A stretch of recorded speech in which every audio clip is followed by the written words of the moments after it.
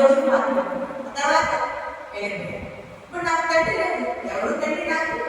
భగవంతుడు నా దేవుడే నాకు తండ్రి. దేవుడికి స్తోత్రం. హల్లెలూయా. ఇక్కడ మనం తెలుసుకున్న సత్యం ఏంటంటే ఈ భూలోకమంతున్న తల్లులు గతించిపోతారు, ఈ భూలోకమంతా తల్లులు గతించిపోతారు, కానీ భగవంతుడు తండ్రి మాత్రం ఎన్నడూ ఎప్పుడు మారని దేవుడు, మార్పులైన దేవుడు. ఆయన యుగ యుగాలు తరతరాలుగా తండ్రి. మనము ఈ లోపల తండ్రి మీద మనం ఆనుకుంటున్నామా, లేకపోతే పరమొత్తున తండ్రి మీద మనం ఆనుకుంటున్నామా?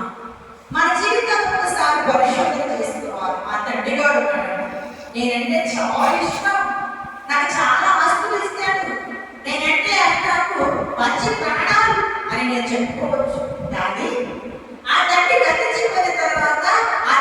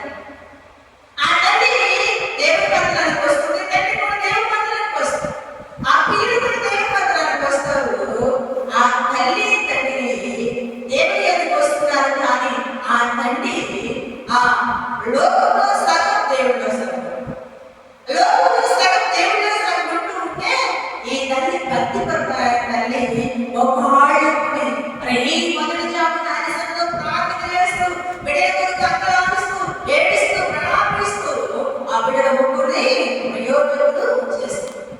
ఆ పిల్లల్ని ఆ తండ్రి గురించి అడిగితే, తండ్రి అయ్యా మీ తల్లిదండ్రుల పరిస్థితి ఏంటి అని అడిగితే ఆ బిడ్డలు చెప్తారు, మా తండ్రి చాలా చాలా రూపాలు అన్నిటిలో నేనే అన్నట్టున్నాడు.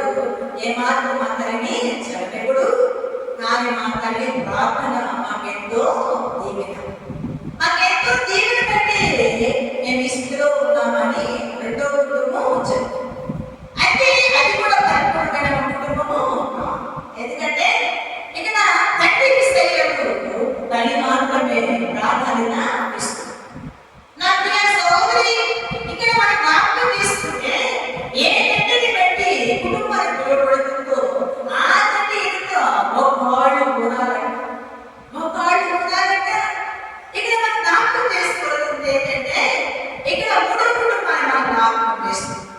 ఆ తండ్రి చాలా భక్తిపరుడండి, చాలా భక్తిపరుడండి. ఆ తండ్రి మాట అంటే మాట, ఆ పట్ట చెప్పిన మాట భార్య జమగాడు, ఆ పిల్లలు తల్లిదండ్రుల మాట జమగాడు. వాళ్ళందరూ క్రమం క్రమం, ఇంటిలో క్రమం, దేవుని మందిరానికి వచ్చినప్పుడు క్రమం, బయటికి వెళ్ళిన తర్వాత క్రమం. వాళ్ళ జీవితం అంతా ఆ తండ్రి మీద చాలా బాధ్యత కలిగి భారం కలిగి వాళ్ళు ఉంటారు. ఎందుకంటే మా డాడీ అండి, వాళ్ళు అడిగితే మా డాడీ మా తండ్రి గారండి చాలా క్రమశిక్షణండి. టైం అంటే టైంకి లెగవాలి, ప్రార్థన చేసుకోవాలి. కుటుంబ ప్రార్థనకి ఒక్క క్షణం లేట్ అయినా ఏమాత్రమో ఒప్పుకోడు. నా తల్లి చూడండి, ఆమె ఇంకా పెద్దల కడలేచి మా అందరికీ భోజనాలు సిద్ధపరిచింది, వాటన్నిటి సిద్ధపరిచి చాలా చాలా విరక్తికరంగా మా తల్లి అన్ని సిద్ధపరిచి మా తండ్రి గారికి అవసరించి మా కుటుంబం యొక్క చక్కగా ఉందండి. ఒకే ఒక్కడు మా తండ్రి. దేవుడికి స్తోత్రం. హల్లెలూయా. నా ప్రియ తల్లి చెప్పిన ఎందుకు ఈ కుటుంబం ఎంత క్రమంగా ఉందంటే దేవుని వాక్యాన్ని విన్నట్టుగా వారు అనుసరించారు. ఇక్కడ జ్ఞాపకం చేసుకుంటే ఏ తండ్రిని బట్టి కుటుంబం వారు పిలువబడదు. ఈ భూలోకంలో మన కుటుంబం ఉంది.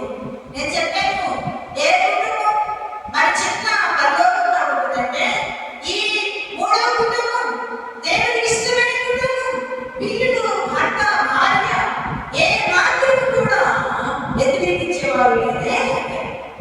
ఎంత భయంకరమైన శ్రోతలు ఆ ఇంటి మీదకి వచ్చినప్పుడు కూడా, వీటికి వచ్చినప్పుడు కూడా ఏమాత్రం కర్ణ చెందడు. ఎందుకంటే ఈ కుటుంబ యజమానుడు, ఈ కుటుంబంలో తండ్రి యోగ్యకరంగా ఉన్నాడు, చాలా యోగ్యుడిగా ఉన్నాడు.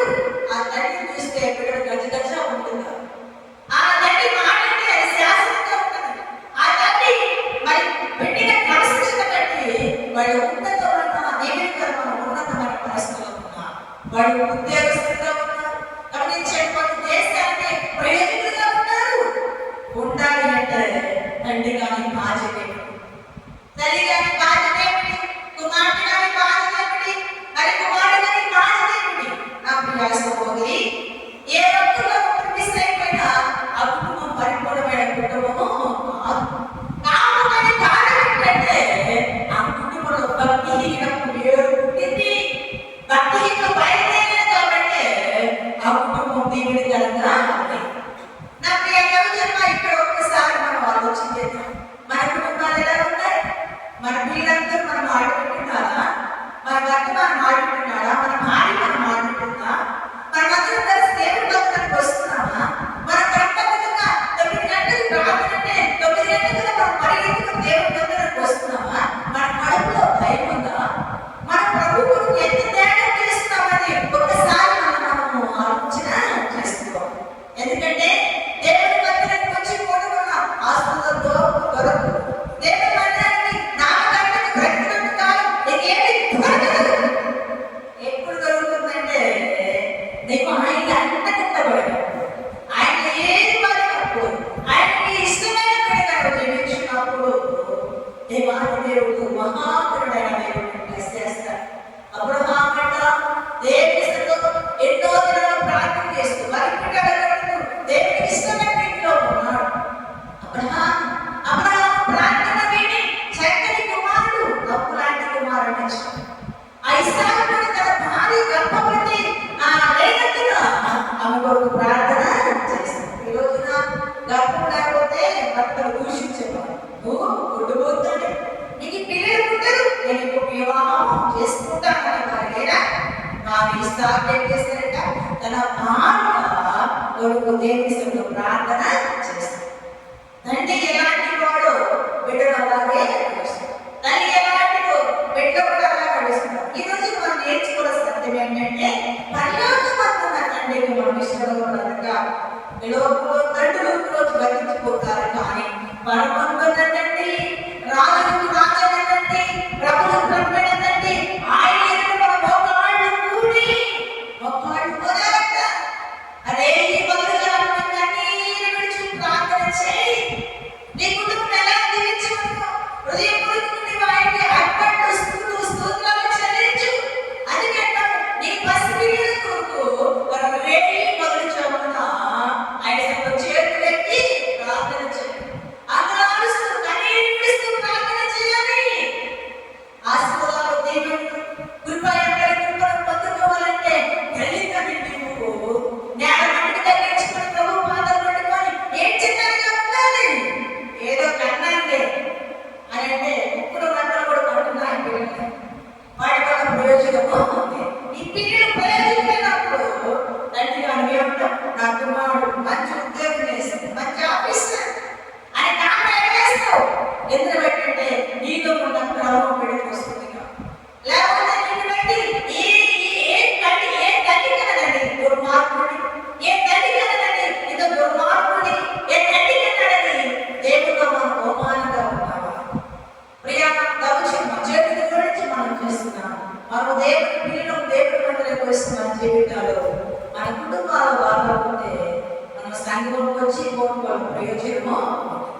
మన కుటుంబం బాగుండాలి, మనం బాగుండాలి, దేవుని వైపు మనం జీవించాలంటే దేవుని సన్నిధిలో గొప్ప వాడి ప్రార్థన ఆయన సన్నిధిలో నేలపట్టుకు తగ్గించుకొని ప్రభు సన్నిధిలో ప్రార్థన చేసే వాళ్ళు ఉండాలి.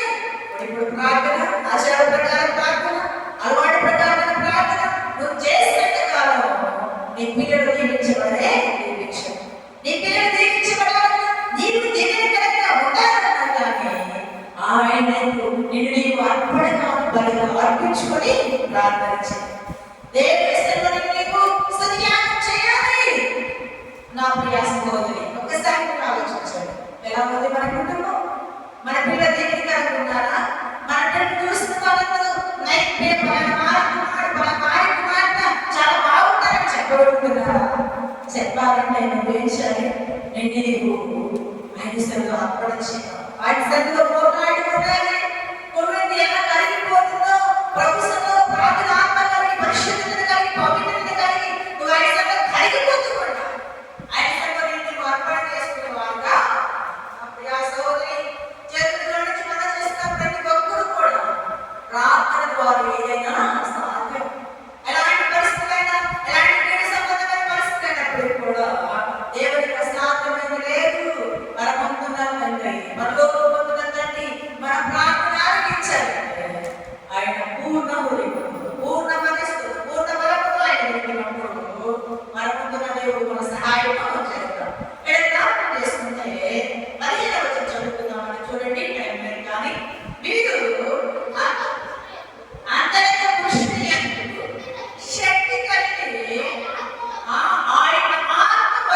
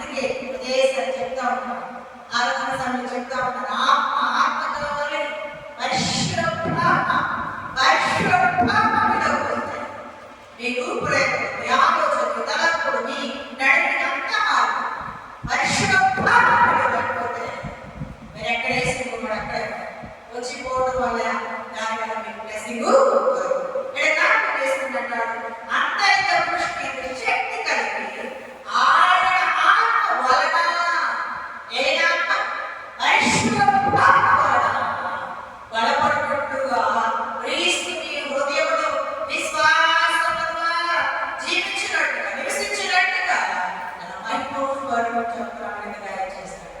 మనకి దయచేయాలి, మనకు పొందుకోవాలి. ప్రభు సంలో పరిశుద్ధాత్మ, అందుకే పరిశుద్ధాత్ముడా మమ్మల్ని తాకయ్యా, పరిశుద్ధాత్మ మమ్మల్ని నింపయ్యా, పరిశుద్ధాత్మలో మేము ప్రభు స్తుతించాలి, గణపరచాలని మనం ఎన్నోసార్లు ఆయన సంలో పర్వచిస్తూ మన జీవితాన్ని ఒకసారి ఆలోచన చేసుకున్నది. మనమే కాకుండా దేవుడు ఇక్కడ మనందరినీ ఆయన న్యాయపీఠంలో నిలబెట్టాడండి. వరసగా నిలబెడతాము, వరసగా నిలబెట్టినప్పుడు ఆయన మనల్ని పిలిచినప్పుడు ఒక్కొక్క చేత వస్త్రించుకున్నమాట, కుడి వైపున వారు ఎడబెట్టుకున్న వారు వేరు చేస్తాడు. ఏం చేసిన పరిస్థితిలో ఉన్నప్పుడు మనం ఎలా ఉంటాం?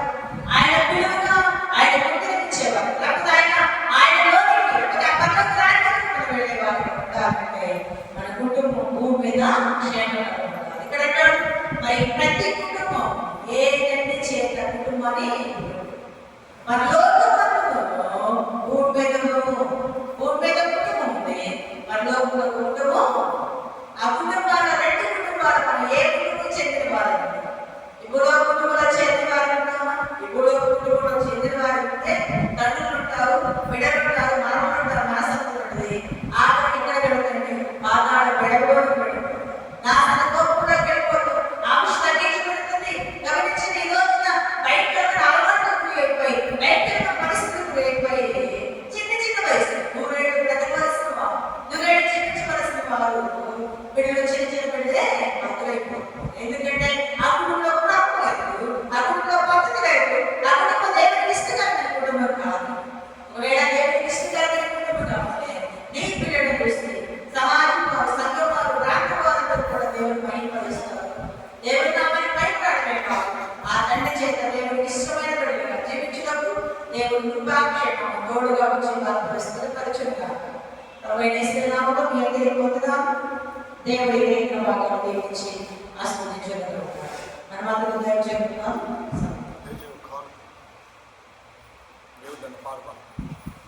మన సహోదరుడు మరి డేవిడ్ అన్న పాట పాడతాడు. మరి అందరూ లేచి కాపు వస్తున్నారు.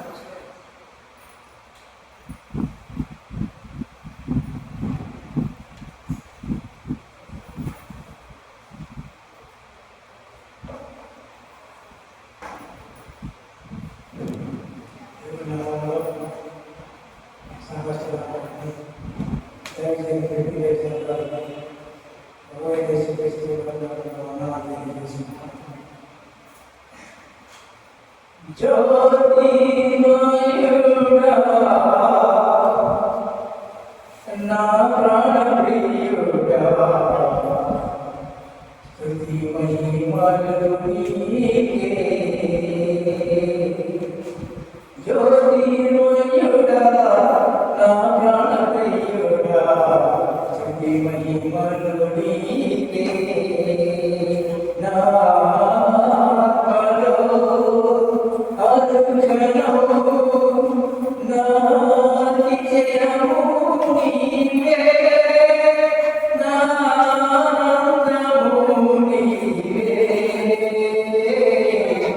నా ఆరాధన నీవే.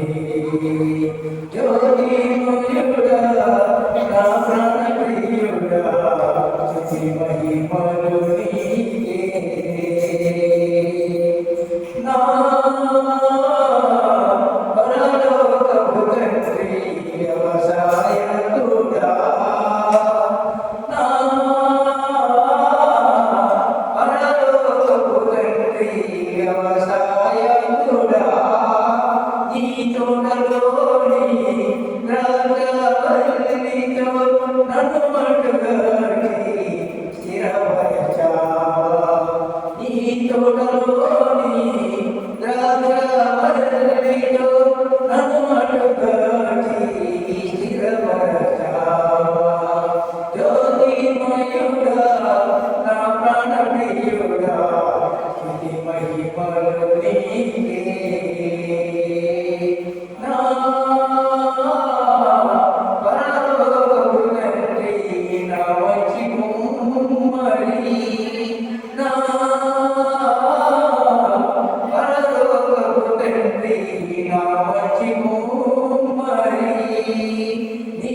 ఇష్టమైన పాత్రను చేయ నన్ను విసిరేయక సరిపై ఉంచావా నీకు ఇష్టమైన పాత్రను చేయ నన్ను విసిరేయక సరిపై ఉంచావా జ్యోతిమయుడా నా ప్రాణ ప్రియుడా స్తుతి మహిమలు నీకే నా తండ్రి కుమారా పరిశుద్ధాత్ముడా నా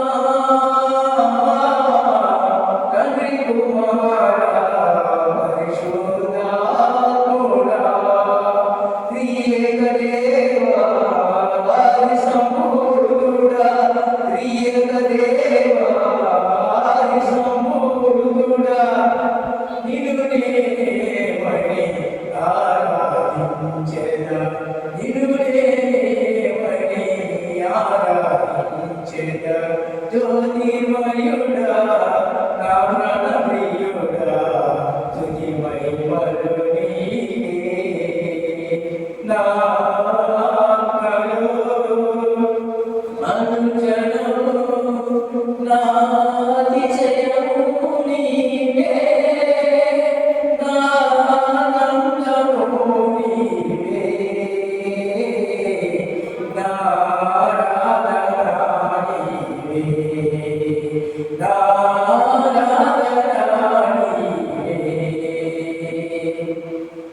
హల్లెలూయా దేవుని వాక్కును బట్టి దేవుని ఇచ్చిన మంచి సమయం బట్టి దేవాలయ దేవుని స్తోత్రాలు చెల్లిస్తున్నాం. ఇంతవరకు శ్రేష్టమైన మాటలు దేవుని మాటలు దేవుని శాస్త్రాలను దేవుడు నిలబెట్టుకొని శ్రేష్టమైన మాటలు దేవుడు అందించాడు. దేవునికి వందనాలు స్తోత్రాలు చెల్లిస్తున్నాను. ఈ సంఘం వరకు పరిచర్య వరకు ప్రార్థన చేయండి. మరి చదువుకునే పిల్లలు మరి రేపటి నుండి కాలేజీకి ఉంటున్నారు. వచ్చే వారంలో మరి ఎలిమెంటరీ స్కూల్ హై స్కూల్ కూడా ప్రారంభం సంవత్సరం మరి ఈ క్లాస్ ప్రమోషన్ ఐదో తరగతి చదివేవాడు 6వ తరగతి 6వ తరగతి చదివేవాడు 7వ తరగతి 10th పాస్ అయినాడు కాలేజీ అలాగా ప్రమోట్ మరి ఉన్నత తరగతి చదువులో చదివి వీళ్ళు ప్రయోజనం కావాలని అందరం కూడా ప్రార్థన చేయవలసిన వారు సంఘం వరకు పరిచర్య వరకు అందరూ కూడా ప్రార్థన చేయండి. గత 4-5వ తారీఖులో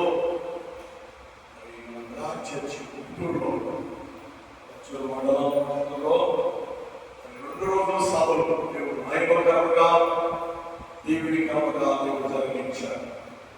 మరి మొదటి రోజు కళ్యాణ్ గారు మీ అమ్మాయి భాష గారు వచ్చారు. వస్త్రం రాసించాం కానీ చాలా నాయకుడు ఐక్యరాజ్య సంఘస్థులు అందరూ వచ్చారు. అందరూ వచ్చారు. అందరూ పెట్టుకోవాలి. మరి దేవుడు 2 రోజులు వాతావరణం అనుకూలించడానికి కూడా నేటి సమయం వరకు దేవుడు మంచి వాతావరణం ఇచ్చి మీటింగ్స్ దేవుడు భయపడగా దేవుడు జరిగించారు. మరి 2వ రోజు పగలు బాప్తిస్మం తీసుకోవడానికి దేవుడు అవకాశం ఇచ్చాడు. అందరూ పెట్టుకోవడం వందనాలు. ఈరోజు కూడా మరి బాప్తిస్తానికి వినాయకుడిలో బాప్తిస్తానికి ప్రార్థన చేయండి. సంఘాలు ప్రార్థన చేయాలని మనం చేసుకుంటాం. మంచిది ప్రార్థన ఆశీర్వాదంలో ప్రార్థన కూడా కూర్చుంటాం. ఆలోచని కడిగేది కృపమైన తండ్రి ఇంతవరకు ఆలోచన్నారు పాత్రున్నారు. అందుకే నీకు వందనాలు ఆరాధనగా చక్కని ఆశీర్వదకరంగా మీరు జరిగించే విధానమే వందనాలు స్తోత్రాలయ్యా. ఇప్పుడు వాక్యాన్ని మీరు కట్టండి, వాక్యానుసారంగా జీవించినట్టుగా వీళ్ళందరినీ మీరు బలపరిచి కృప చూపండి. మీ బిడ్డలు మీ సన్నిధికి వస్తూ క్రీస్తు హస్తాలతో రాక కలిగిన ఈ కానుక సమర్పణ చేశారు. ఎవరి మీ కానుక మీ సేవలు ఈ పరిచయంలో మీరు వాడుకొని మీరు దీవించారు. అలాగే నీ మందిరంలో ఆహారం ఉన్నట్టుగా మీ బిడ్డలు పుట్టిన తలాంతం తెచ్చారు. తెచ్చిన వారిని దీవించండి. వారు తెచ్చినట్టుగా ప్రేరేపడి కనిపించేది. సగటులు చాలా మంది ఎరగబడిపోయారు, కాలిపోయారు. వారందరినీ పురుగులు పట్టి వారందరినీ మీరు తొలపెట్టండి, మీరు నడిపించండి. మాతో మీరుండి మీరు మాకు సహాయం దాయించండి. మాతో మీరుండి మమ్మల్ని మీరు బాధపరచండి. వారు వచ్చేవారు వచ్చినట్టుగా ప్రేరేపణ కలిగి చేసి నడిపించి తోడుకొని మీరు తీసుకురండి. ఈ కృప చేత వచ్చి మాట్లాడవచ్చు. సహాయం దాయించండి. ఈ వడగాలకు ఈ తీవ్రమైన ఎండలు ఆ సంఘ బిడ్డలు ఎవరో బలహీనలు కాకుండా అందరినీ బలపరిచి ఆరోగ్యంతో మీరు నింపండి, బలంతో మీరు నింపండి. ఈ బిడ్డలకు మీరు సహాయం దాయించండి. మాత్రమే కాదయ్యా, మా సంఘంలో కొంతమంది బిడ్డలు 10వ తరగతి పాస్ అయ్యారు. బిడ్డలు కాలేజీలో కాలేజీ వెళ్ళబోతుండగా వారికి ప్రభుత్వం వచ్చారు. ప్రతి బిడ్డ పై క్లాసులకు ప్రమోట్ అయ్యి వెళుతుండగా వారికి కుటుంబాన్ని కాపుదల ఈ కలిగిన హస్తం తోడుగా వచ్చి దీవించున్నాయి. మీరు బలపరచండి, మీరు ఆదరించి ఆశీర్వదించండి. సంఘములు నాగరికతను చిత్తపరిచి ఎంతబడి సంఘముగా సార్వత్రిక సంఘముగా మీరు అభిషేకించాలి, తోడుగా ఉండమని దీవించాలి.